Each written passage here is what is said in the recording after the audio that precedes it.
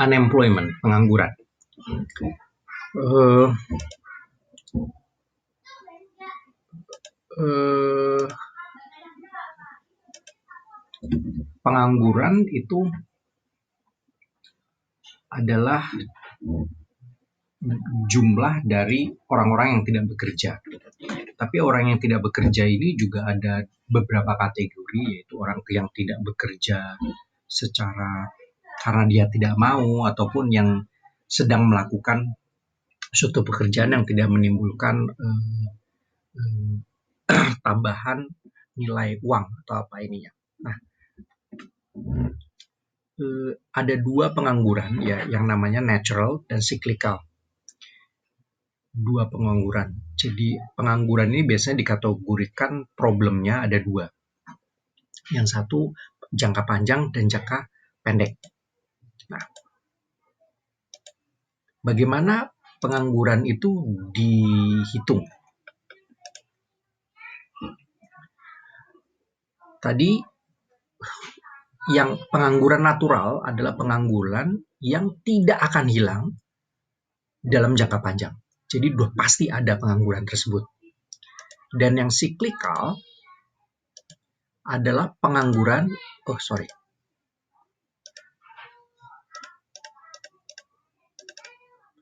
pengangguran yang siklus bersiklus. Jadi kadangkala ada, kadangkala tidak ada. Ya, dari tahun ke tahun dia berfluktuasi jumlahnya. Berkisar di antara pengangguran naturalnya. Tergantung dari siklus bisnis. Jika lagi bagus, maka tidak ada pengangguran. Penganggurannya berkurang maksud saya. Jika ekonominya lagi resesi, maka penganggurannya bertambah. Bagaimana suatu pengangguran itu diukur?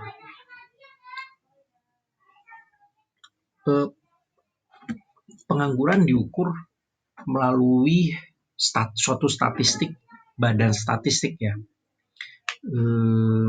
Badan statistik yang BPS kalau di sini ininya. BPS mengukur, mengkoleksi dari berbagai data dan dilakukan secara sensus untuk diketahui bagaimana bagaimana statusnya dari setiap orang yang penduduk yang ada di Indonesia. Ada 3 kategorinya. 3 kategori pertama, yang 3 kategori ini adalah yang pertama employed atau dia adalah bekerja. Unemployed, pengangguran, dan yang terakhir adalah not in the labor force atau tidak dalam angkatan kerja. Jadi dia tidak dalam suasana kerja ya, tidak dalam angkatan kerja, itu di luar dari employed dan unemployed. Definisinya kira-kira seperti ini. Employed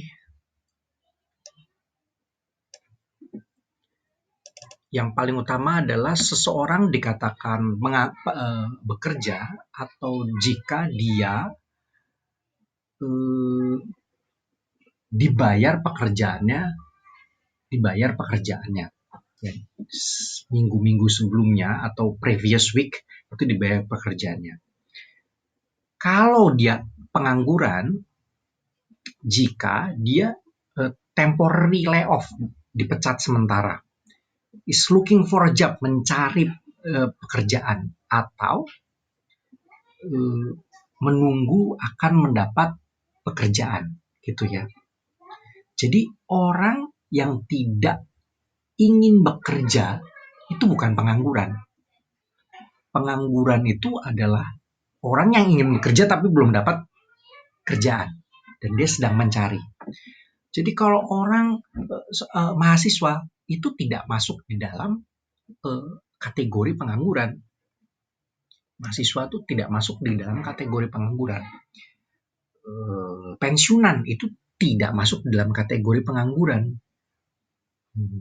Gitu ya ininya.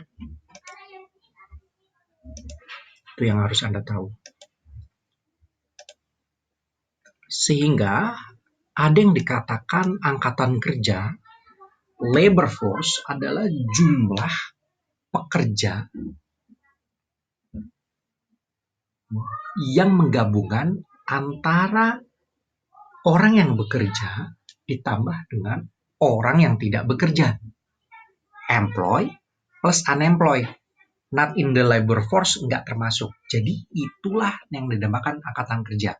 Pemerintah selalu mengatakan misalnya angkatan kerja tahun ini adalah jumlahnya 400 juta orang, 400 ribu orang. Nah itu semuanya itu adalah employed dan unemployed. Ya, gitu.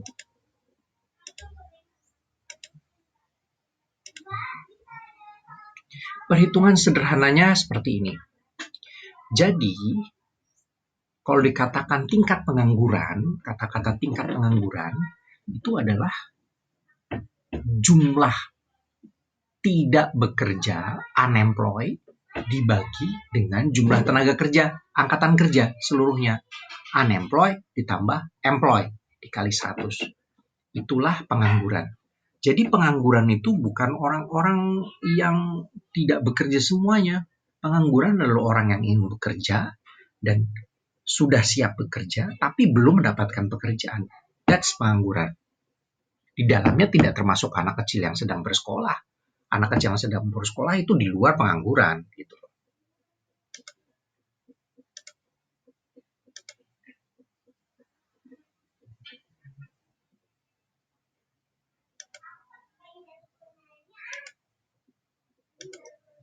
Oke.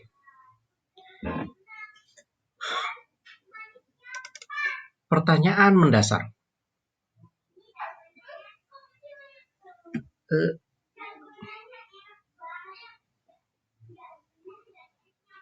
Kira-kira angka pengangguran ini bagaimana perhitungannya di dalam data pusat statistik BPS itu? Ada Biro Pusat Statistik. Banyak kacaunya ya, banyak biasnya. Karena sulit sekali dibedakan antara pengangguran atau orang yang nggak pengen kerja emang. Not in the labor force sulit sekali. Discourage worker, pekerja yang sudah nggak mau lagi bekerja itu sulit dibedakan. Nah, sehingga angka pengangguran sering kali meleset dari angka yang seharusnya.